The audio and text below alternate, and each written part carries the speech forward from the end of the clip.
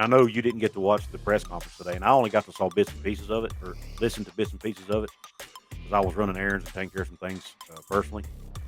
But I did hear part of Josh Eilert's comments where he said they asked him why he'd stuck at West Virginia so long, man. And this makes me love it. I'm telling you what, I think our fan base can really rally around this guy. Here's what he said, basically, and I'm paraphrasing. He said, "I had opportunities to go do other things, to go to other jobs, but he said the grass is not always greener, man." And he said, "I hope," and he said, "I want young people to hear this." And he said, "Sometimes the grass is not always greener, and you're better to stay where you are," or something to that effect. Like I said, I'm paraphrasing, but I can't help but think he was talking to his team when he made that statement. Maybe he wasn't. He may have been talking to younger coaches. Maybe it was both. And I thought when he said that, I'm thinking he's talking to his players right here, and he wants these guys to understand right here in Morgantown, West Virginia is where they need to be, and I want them to realize that. Mike Osti asked a very good question today during the press conference that I was able to hear, part I was able to listen to. As you see on the screen, guys, here's one of Mike Osti's tweets. Actually, he's got several tweets out today regarding the press conference. This one talks about, they were asking Ren Baker about, the different people he talked to, as far as he was talking about the people he reached out to, like Joe Mazzulla, Mike Gansey, people like that, who he talked to about the position and what it takes to win at West Virginia, things like that. And Mike Osti asked him, "Hey, did you do that with Bob Huggins?" basically. And Ren said, yes, he did. And here's Mike's tweet. It says, WVU AD Ren Baker did confirm that he did receive Bob Huggins' recommendations for who would replace him and his thoughts on the job. He would not give any names discussed, though, which is fair enough. He shouldn't. And another interesting tweet that Mike put out regarding and I didn't hear this part now, but he says, WVU AD Ren Baker says they were conducting 2 search tracks, one for a full-time head coach and one for an interim. He says the interim option included outside candidates. Baker again hammered home that they heard from many coaches they talked to that would have been interested if the timing was better. So there again, it all came down to timing. So that means this spring they should have a lot of candidates that want this job. At least that's the hope.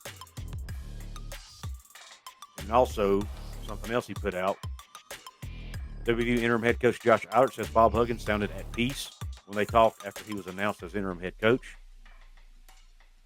And then another one regarding Eilert's contract. WVU Ren Baker reveals interim head coach Josh Eilert's contract details are 10 months for $1.5 million. So I just thought I'd share those little nuggets from the press conference today. For those of you who may not have gotten to watch it. Paul, of those, anything that stands out to you that you'd like to chime in on? Interesting that some outside sources were considered for the interim job. I'm assuming that's probably like a Calhoun, maybe. On a way, because the way he just, he's got almost a 500 record. So I think that was probably just guessing. If you're going to bring Calhoun in, it would have had to have been for an interim with an interim tag. Right. Well, my initial thought was John Beeline. That's who I had in mind for that. Maybe would you slap an interim tag on Beeline? Well, I think that may have been part of the disagreement. I think they wanted it to be an interim, and he didn't. That's just my gut feeling. Maybe. I think you're crazy to try to slap an interim on him. No way. It's disrespectful in my opinion. Well, I think the way I saw it worded, I heard that they were going to sign him for a year with the option to go longer than that. Which, is that not a fancy way of saying interim? Yeah. Basically? So right. And I think he wanted something more. I think he wanted like something more like a 3-year deal or something like that. Is what I understand. I think for some reason the term interim in coaching is for some reason people attach a negative connotation to that. It's not negative. It's really a great opportunity. It just means that interim means a shorter amount of time, in the interim. So it's nothing more or less than that in most cases. There have been cases in the past where a guy's an interim coach and there's very little he can do to keep that job. Josh Eilert's in a spot to where, and I think he knows, this is like a crossroads in his coaching career. How he does with this team And really, he's playing with house money. Let's say a bunch of guys leave and he's left with nothing or close to nothing. Then there's, excuse me, no expectations. If this team sticks together, or the majority in the Adam Mulcahy, which I've been told today is still in play, maybe a Yetna, then you start to think, oh, okay, you know, maybe there's a way for Josh Eilert to prove himself. If not for this job, maybe Ren's not quite enough police for him for this job. Definitely another job, maybe at a mid-major and a chance to really prove himself over 4 or 5 years. Because I think the question we can't answer in 10 months is, how is he going to build long term? And that's a scary proposition. You can look at the portal and see how he does. Let's say he gets a Mulcahy and a Yetna. That's not enough for me personally. I mean, I want to see how he coaches and everything. And I think there's a great chance he could be good. But I still wonder about his team building, about the team building aspect of this over 3 or 4 years. I'm just curious to know how he would do in that role. Even though he saw Bob do it, there's all, practice and application are two different things. Yeah. A couple tidbits I think you'll find interesting, Paul. I'm sure you'll go back and listen to it, but and you'll find this interesting. Two little nuggets I picked up on. I'm always listening for little nuggets that other people may not hear. Number one, he said Bob Huggins actually used to rely on him for guidance on a lot of things. So Huggins respected him enough to actually reach out to him and say, "Hey, what would you want to do in this situation or whatever?" So I thought that was telling. Number one, so he's actually made some decisions already. He's not just coming into this with no authority. Apparently, Hugs gave him a lot of authority. I'd rather hear that from Bob, but that's it's still cool to hear him say. Ren said it too. Ren said that. Okay, cool. Ren said it in his opening remarks that Eilert had been given a lot of responsibility, right, by Coach Huggins. So there's really no other question. It wasn't really going to be an Everhart, I don't think. From the way everything sounds, it sounds like Eilert was kind of head and shoulders above. Sounds that way. Ren said he really impressed everyone, and apparently they put him through a very strenuous interview too. Those Kansas State guys are all just damn good at whatever. They really are. It seems like every coach that comes out of there anymore, obviously they're hiring from outside, but it's like once you get some Kansas State on you, man, it's like that program is just singing right. They remind they remind me a lot of us about 10 or 15 years ago. That's the point. Kansas State athletics is a lot like on the trajectory we were on. Yeah. When we had Beeline and Rich Rod here. Yeah, similar deal. Two more little tidbits. One, he does not have his staff and everything settled yet. He said that's still they're still having conversations about that. He said he's not making any promises yet. They'll get it all figured out. He said he likes the guys on the staff, but they still have to make decisions there. So that tells me there is a possibility we could see some changes. Maybe Everhart decides to retire. I'm just don't think. Who knows? And then maybe what he meant by that, where they're just deciding where to place people within the staff, as far as what positions to give them and what roles to give them. I'm sure that's a big part of it too. Not just who, but what do they do within the staff. Yeah. And then another thing, he said obviously Bob Huggins has had a major influence on my career, and I will take, Bob's a defensive first coach, and I'm going to have a lot of that. But he said offensively, I will do things different. And I found that very interesting. He said he will be different offensively than what Hugs was. So, wow. And I'll be honest, I think that's a good thing. I wasn't a huge fan. I loved Bob Huggins, still love Bob Huggins, but I was not his teams were never great offensively, in a lot of cases. So maybe Eilert's got more and fresher ideas, and things he wants to do offensively that might be an improvement over what Huggins was doing. What do you think about that? Sure, absolutely. I think I liked I'll say this: Bob's offense could be good if the right players were there. You had to have at least two bigs to throw it down close to, and then a couple guards that could really rebound it. Then that style of offense is really good. That dirty, getting a lot of putbacks, getting a lot of offensive rebound style really wears teams out and complements that defense style really well. And it served Bob Huggins really well over a career.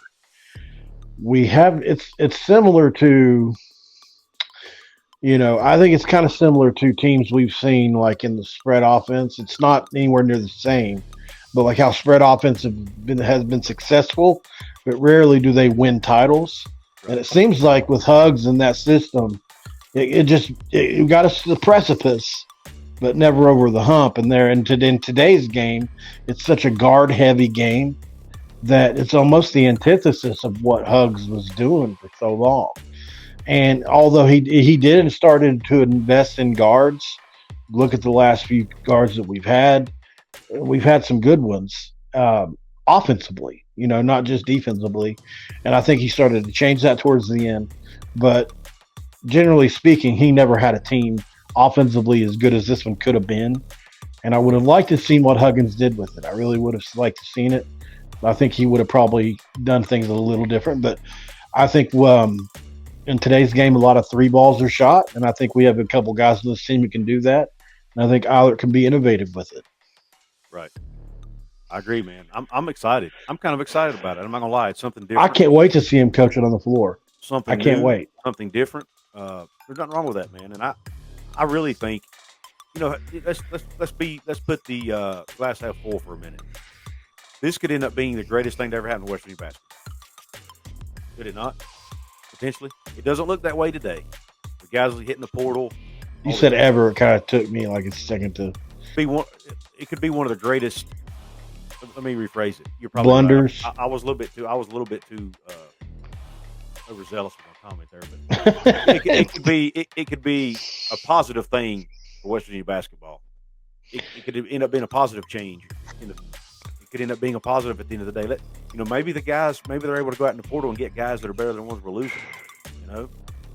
Maybe. Now this is totally theoretical. I have no knowledge of this or no sources here. This is just me throwing something to see if it sticks, right? What if Eilert wants to go more to a more guard-heavy type system, and Mo McGee and Trey Mitchell know that? Not a bad point.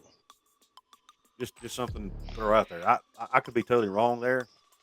My guess is he wanted to keep the entire roster together, but for sure. I don't know that for sure, because we got to remember, coaches can ask players to hit the portal.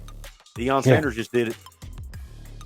The NCAA has that rule now. Especially after a coaching change. If they have that rule now, coaches can do that. Coaches can kick players off a team, basically. That's not what it's called, but that's essentially what it is. Well, they can't have all the power. You can't pay somebody to come in and then they just refuse to do. Let's say that you get a player that refuses to do what you say or commit to anything or do anything the team says, but you're still got to pay him and you can't kick him off. That would be wild. It's almost to that level.